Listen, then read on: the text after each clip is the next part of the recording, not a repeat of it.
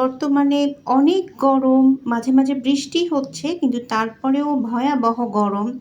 এই ধরনের যে আবহাওয়া, একবার বৃষ্টি আবার গরম, মানুষ অতিরিক্ত ঘেমে যাচ্ছে, প্রচণ্ড পরিমাণে রৌদ্রের তাপ, এই রকম আবহাওয়াতে কিন্তু অনেকেই সর্দি, কাশি, টনসিলাইটিস, নাক দিয়ে পানি পড়া, চোখ উঠে যাওয়া, যেটাকে আমরা মেডিকেলের ভাষায় বলি কনজাংটিভাইটিস, এই ধরনের প্রবলেমগুলোতে কিন্তু অনেকেই আক্রান্ত হচ্ছেন।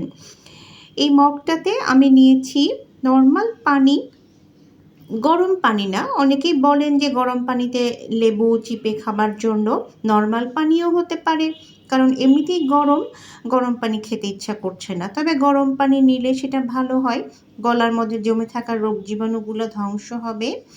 আমি নর্মাল পানির মধ্যে লেবু চিপে নিয়েছি, এখানে কোনো চিনি বা লবণ কোনো কিছুই মিক্স করিনি। লেবু হলো ভিটামিন সি, অ্যান্টিঅক্সিডেন্ট, ভিটামিন এতে ভরপুর একটা ফল। লেবু নিয়মিত আপনি খেতে পারলে এটা আপনার রোগ প্রতিরোধ শক্তি বৃদ্ধি করবে।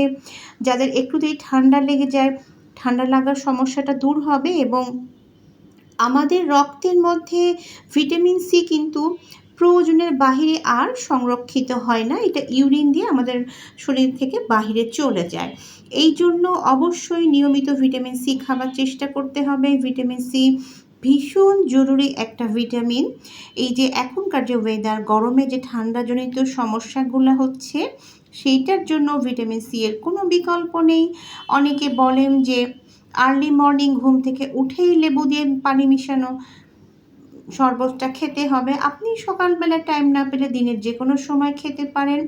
তবে যাদের অতিমাত্রায় অ্যাসিডিটির সমস্যা আছে, ওনারা চেষ্টা করবেন লেবু পানিটা দুপুরবেলা অথবা সকালবেলা খেয়ে ফেলতে।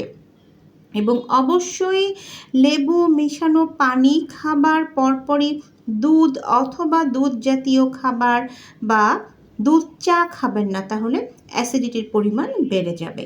ধন্যবাদ।